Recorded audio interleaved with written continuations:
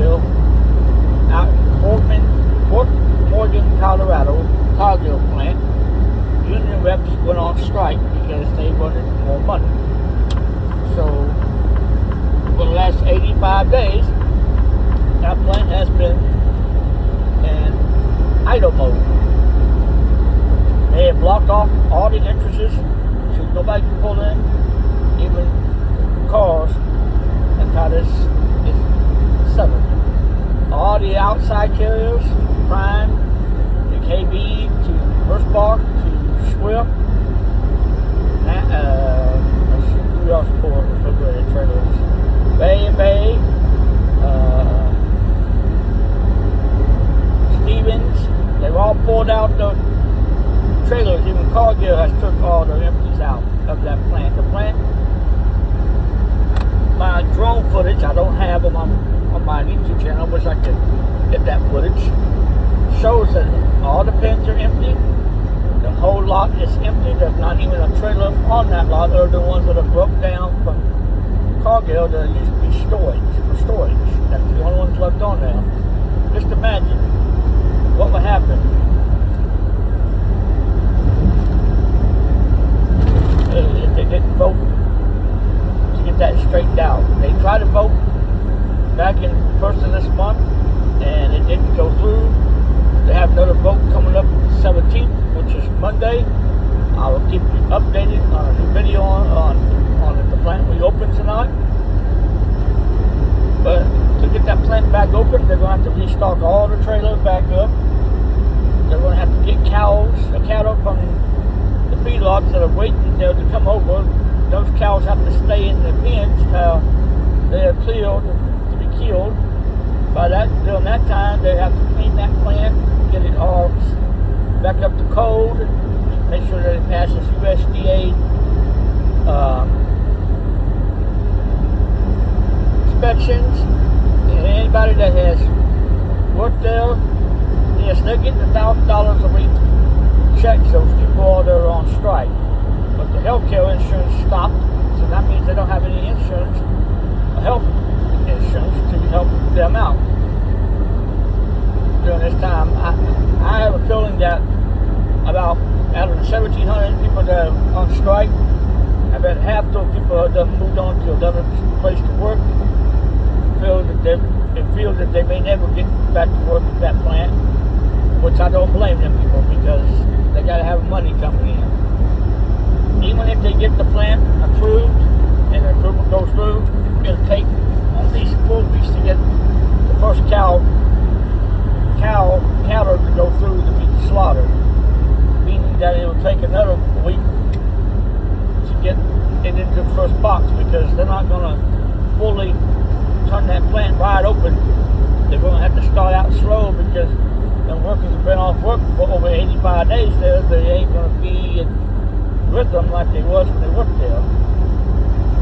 Meaning if they have to bring in new people to train, that's going to take even longer to get the boxes up. And then it's going to take a while for companies to start bringing trailers back to drop because they're going to have to pay them to bring those trailers back so they can start building a pool there.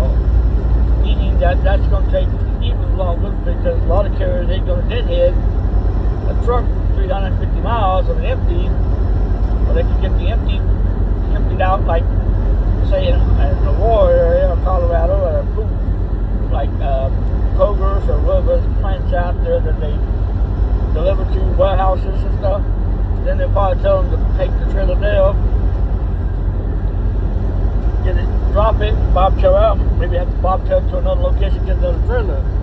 Unless other carriers are stockpiling trailers out there at the drop yards and stuff, just to be on the safe side, like Prime and everybody, where they can just start taking trailers in and dropping them.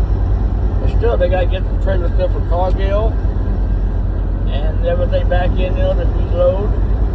I don't know if that time we even open back up. I mean, it's up to them on Monday of what happened with the Teamsters, union reps. Said Teamsters. Because the 1st of August, they offered them $2.14 extra for the next 5 years. They don't want that. They want $1 a week, a dollar increase every year to 5 years. You get $5 raises. So you figure $1 times 4 or 5 is $5. That's what they're asking for at Cargill. The way I look at it, I don't know if Cargill should invest in reopening that plant or not. All the money they got to spend to get it to be operational.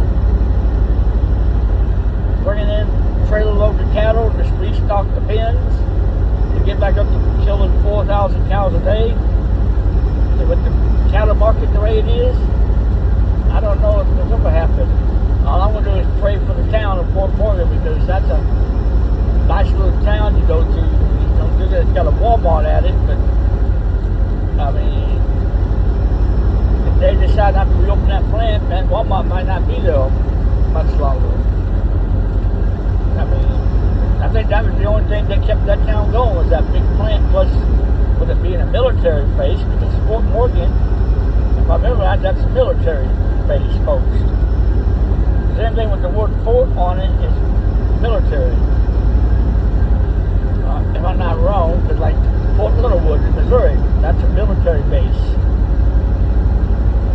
Fort Collins, that's a military base in Colorado. I just feel sorry for the people that are on strike. They've been out of work for 85 days.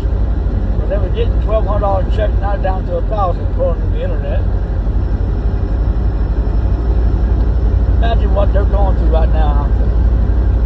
They can't come to an agreement. That's one thing about the unions. The union fight for the people's money and stuff. But they also don't realize they're hurting the community by doing that. But it's okay. Hopefully Monday they come to an agreement. They pull the Georgia barriers that they got blocking off the entrances to the truck entrances and stuff. And then they go in and start cleaning the machines, getting everything operational. Maintenance guys got to go through, make sure everything's lubricated, refrigerator units come back on. Because right now, according to the internet, the freezer section's not even running. So that means they have to get it back down to temperature before they can start running meat through it. But it's up to USDA too to approve, to sign off on the cleaning of the building. If it ain't cleaning up for the place, they have to re-clean it again to make it work. Because it's been setting since April the 17th and 20th. I think the 23rd or the 17th of April is when they cleaned it before they shut down completely. Meaning that it has dirt and dust and stuff building up in there, bacteria growing. It's going to be a mess. But once they get going, I think that will be okay again. Getting it going is the next thing. All I can say is pray for that town of Fort Morgan. I didn't realize they've been down that long. I thought they'd already been back up and working by now. But, you know, that thing holds over 1,000 trailers. Just imagine how long it's going to take to rebuild that pool. There's going to be a lot of drivers sitting there 48, 50 hours waiting on a loaded trailer to come out, because they're going to kill it and load it. So if they got a lot of orders, it's going to take a while. Ain't like it's going to be able to back a trailer in, pull one out, and be ready for another one like Tyson does. Because whenever they built, like the plant they built in Missouri there, All American Beef, that plant, they finally got enough trailers built up in the pool, but they are live loading a lot out of that plant. The kill plant over by Forestdale and Wright City, where they built that brand new kill plant at. But Missouri has enough cows, I guess, to supply that, because they are in full operation. All American Beef built that one. They wouldn't have built it there if they didn't think there was going to be a cattle shortage. Yeah, I just want to talk about Fort Morgan, Colorado. I mean, it's a shame.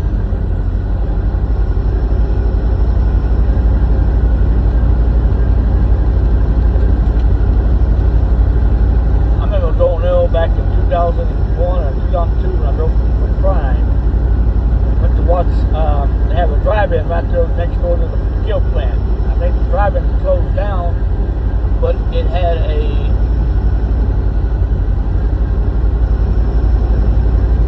check the truck and watch the show. You had to sit in the very back row. I mean, all the way up against the wall, but I went there and watched Monsters Incorporated. Monsters Inc. A little green guy, Billy Crystal, John Goodman playing that big teddy bear little thing. But that little George kept calling him. That was a good show. Movie. Anyway, I just hope they come to an agreement on Monday, the 17th, when they vote again to see if they're going to. The 749 members voted